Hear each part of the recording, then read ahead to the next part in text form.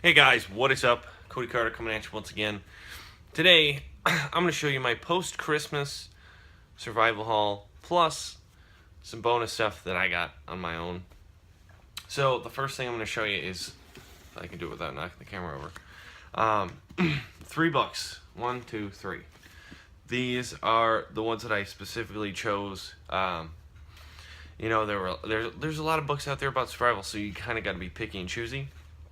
The first one, since I live in Michigan, Boom, Edible and Medicinal Plants of the Great Lakes Region. Mind you, this is probably the most expensive book out of the three.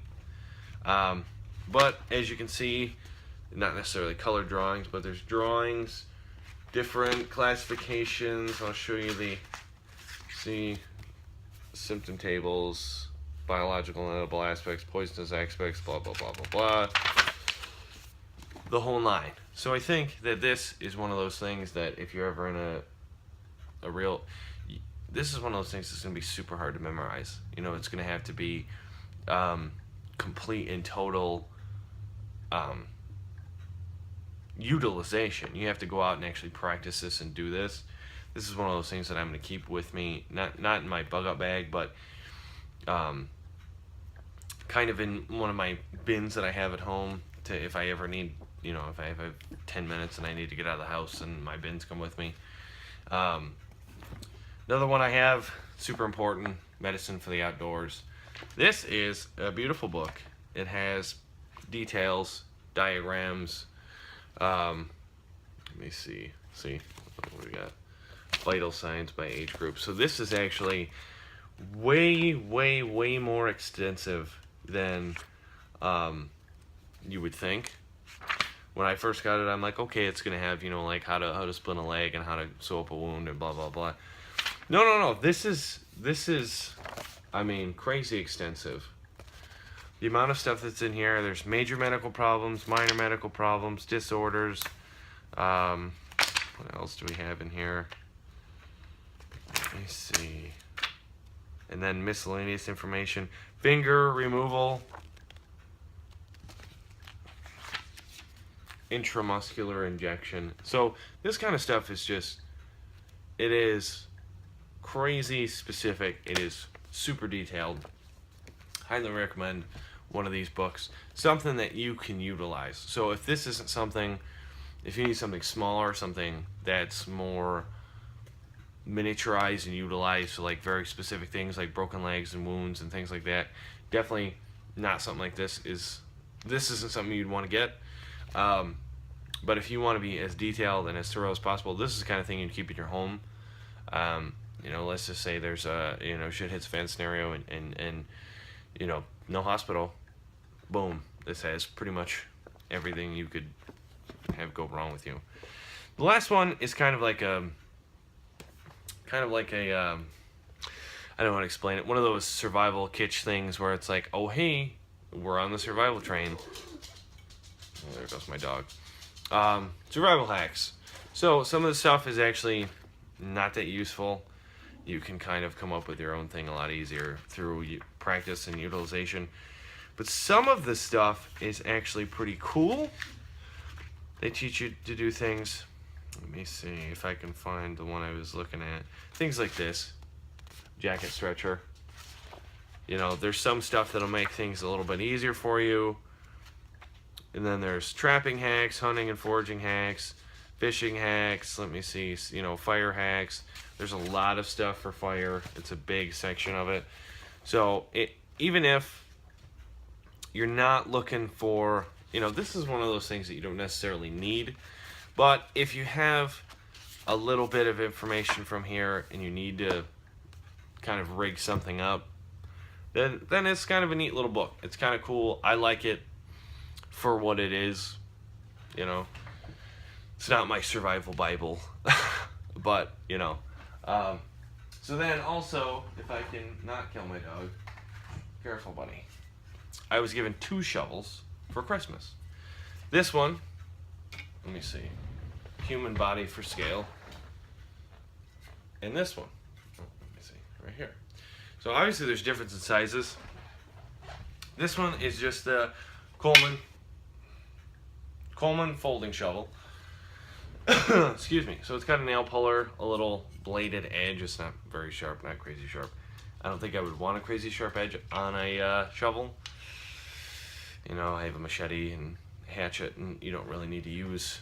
I would do everything I could to not use a shovel for a wood cutting or anything else. I mean, if I had to, I would, but obviously I would try really hard not to. It also has a saw edge on it. It's not the best thing in the world.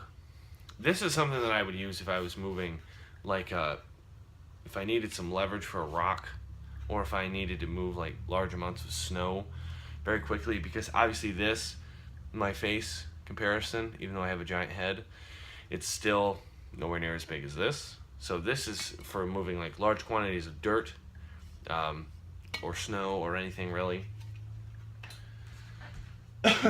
This one right here, so it's outdoor anywhere if you care about it. I found it on Amazon.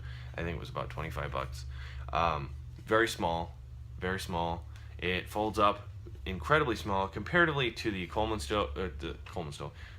shovel. This one packs away way smaller. This is what I would use if I was digging a hole. If I was digging like a smokeless fire and I'm trying to do, dig a hole and do the underground thing. This is what I would use because it's smaller. So you can get a lot more leverage. You can get a lot more power in it, I guess. Not leverage because the bigger one would have more leverage. But this could get the job done a lot faster, I think. I feel like it would. It also has a better, if you can see, it's kind of crisscross. So it's got kind of like this crisscross saw cut edge. And the points are a lot pointier than the Coleman. See the points on that? And then I'll show you the points on this. See, they're kind of flat. So if I was going to cut a small branch and I didn't have my machete or my handsaw, I would use this. It also has a little bottle opener. I don't really open any bottles with it, but it's a nice little product. It's pretty useful. I don't know if you can see the wear marks I've already got on it, but it's pretty nice. I like it, actually.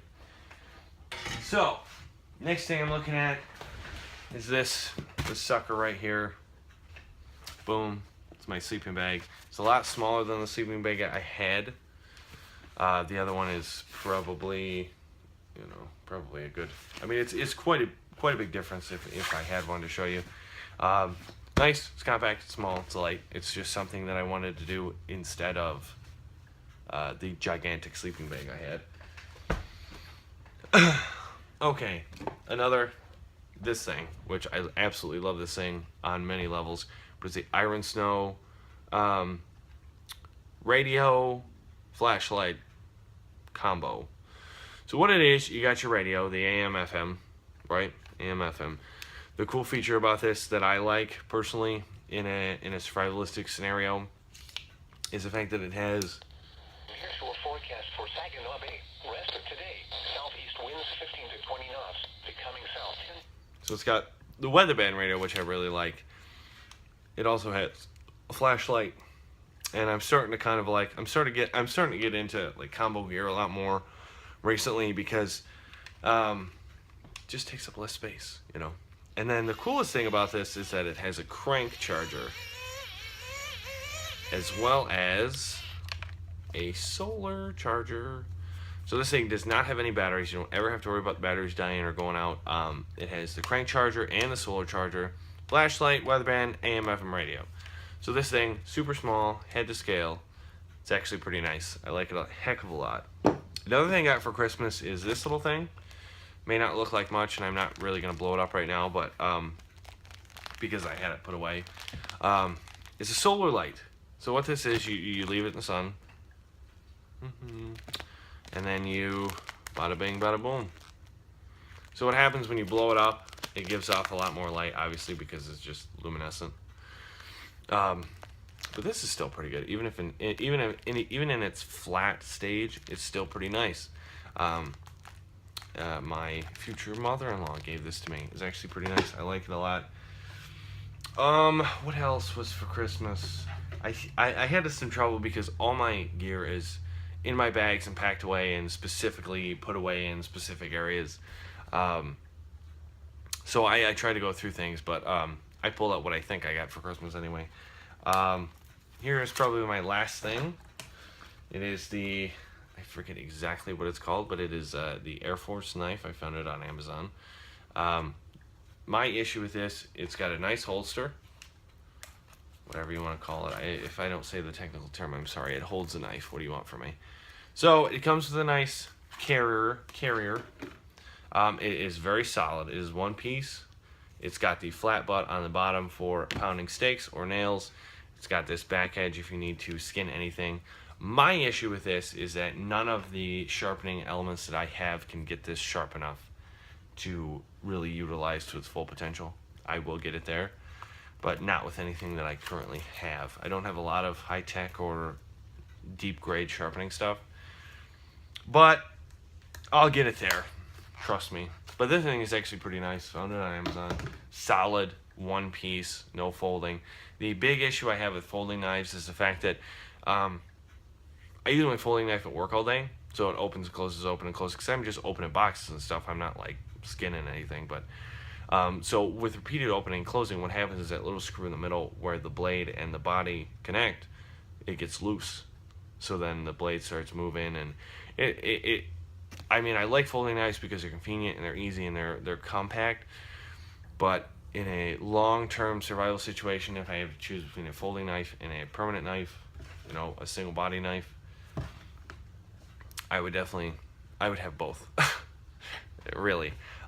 This video is getting a little long, so what I'm going to do is I'm going to actually post another video immediately following this with my bonus stuff, the stuff that I bought after Christmas, kind of like Christmas for myself. So yeah, that's coming. Hope you guys enjoy me coming back. I know I had a little hiatus there, but it's all good now.